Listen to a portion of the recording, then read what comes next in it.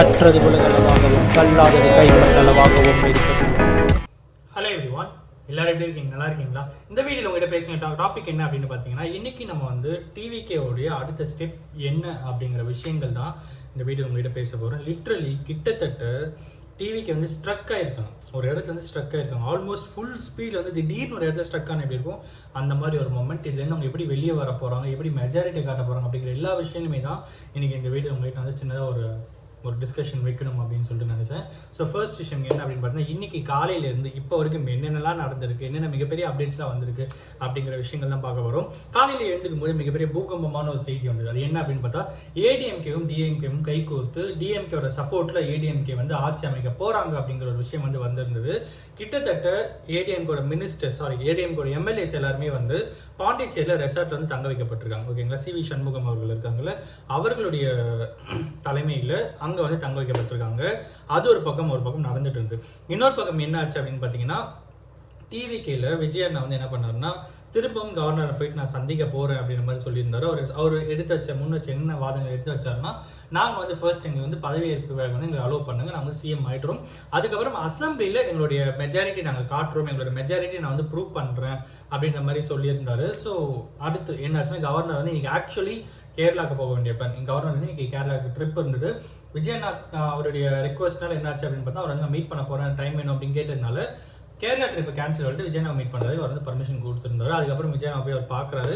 பார்க்கும்போது திரும்பவும் எடுத்து வைக்கப்பட்ட கேள்விகள் என்ன அப்படின்னு பார்த்தா, நீங்கள் ஃபர்ஸ்ட் வரும்போதே மெஜாரிட்டியோட வந்துடுங்க, நீங்கள் வந்துட்டு திரும்பவும் அங்கே சிக்கலாச்சுன்னா இஷ்யூ ஆகும், ஃபர்ஸ்ட் வரும்போதே மெஜாரிட்டியோட வாங்க அப்படிங்கிற ஒரு விஷயத்தை அவங்க வந்து எடுத்து வச்சதுனால அந்த விஷயம் இன்னைக்கு மோஸ்ட்லி கால் ஃபார் பண்ணுவாங்க, சிஎம் ஆகிறதுக்கு அழைப்பு வரும் அப்படிங்கிற எக்ஸ்பெக்டேஷனோட போன ஒரு விஷயம் வந்து ஸ்டாப் ஆகிடுச்சு. ஸோ கவர்னர் வந்து அவரோட விஷயத்தில் திட்டவட்டமாக இருக்காரு. என்ன சொல்கிறாருன்னா, மெஜாரிட்டி எடுத்துட்டு வந்துட்டு அதுக்கப்புறம் நம்ம பேசிப்போம் அப்படின்ற மாதிரி சொல்லிட்டாரு. இது ஒரு பக்கம் நடந்தது. இன்னொரு பக்கம் என்ன ஆச்சு அப்படின்னு பார்த்தீங்கன்னா, டிஎம்கேல ஸ்டாலின் சார் என்ன பண்ணியிருந்தார் அப்படின்னு பார்த்தா, நாங்கள் வந்து தாவைக்காக இடையூறாக இருக்க மாட்டோம் அப்படிங்கிற மாதிரியும் சொல்லியிருந்தாரு. அடுத்து அவர் என்ன சொன்னார் அப்படின்னு பார்த்தா, 6 மாதம் அவங்க வந்து ஆட்சி செஞ்சுட்டு அதுக்கப்புறம் அவங்க அந்த 6 மாதத்துக்கு நாங்கள் வந்து எந்த தொந்தரவும் பண்ண மாட்டோம் அப்படின்னும், அதுக்கப்புறம் அவங்களோட ஆட்சியில் குறைபாடுகள் இருந்தால் அப்போ நாங்கள் சுட்டி காட்டுவோம் அப்படிங்கிற மாதிரி டிஎம்கேல அவங்களோட ஸ்டாண்ட் எடுத்து வைக்கிறாங்க. டிஎம்கே இன்னொரு விஷயம் என்ன சொல்றாங்கன்னா, டிஎம்கே ரீஎலெக்ஷனுக்கு விரும்பல, விச் மீன்ஸ் இப்போ டிவிகேல மெஜாரிட்டி காட்ட முடியாம போற பட்சத்துல தமிழ்நாட்டில் பிரசிடென்ட் ரூல் வந்து வர ஆரம்பிச்சிடும். அந்த 6 மந்த்ஸுக்கு தமிழ்நாட்டில் பிரசிடென்ட் ரூல் மட்டும்தான் இருக்கும். ஓகேங்களா, ஸோ அதுக்கப்புறம் என்ன ஆகும்னா ரீஎலெக்ஷன் நடக்கும்.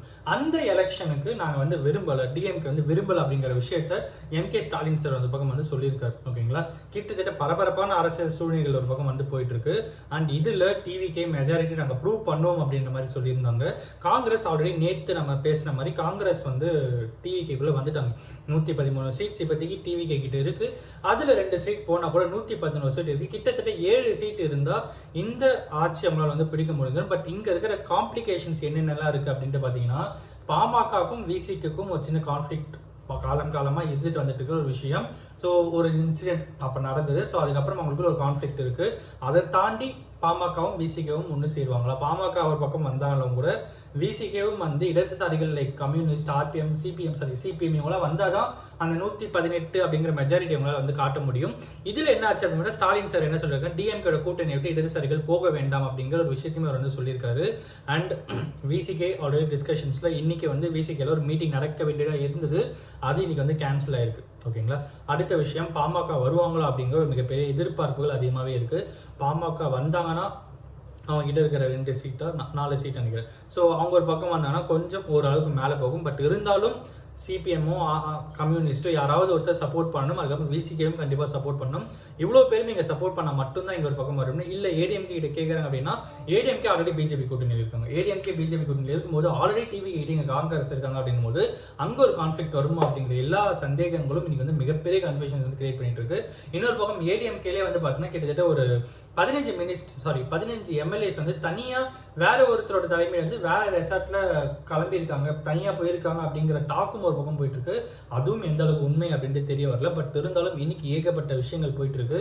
And still TVK is under struck. இதுலேருந்து அவங்க எப்படி வெளியே வர போகிறாங்க அப்படிங்கிற விஷயங்கள் தான் மிகப்பெரிய ட்விஸ்ட்ஸ் அண்ட் டேர்ன்ஸாக இருக்க போகுது இந்த பர்டிகுலர் எலெக்ஷனோட ரிசல்ட்டில். ஓகேங்களா, இன்னைக்கு இதை நான் உங்கள்கிட்ட ஷேர் பண்ணணும் அப்படின்னு நினச்சேன். வீடியோ யாரும் ஒருத்தருக்கு நல்ல சொல்லி நான் நம்புகிறேன்.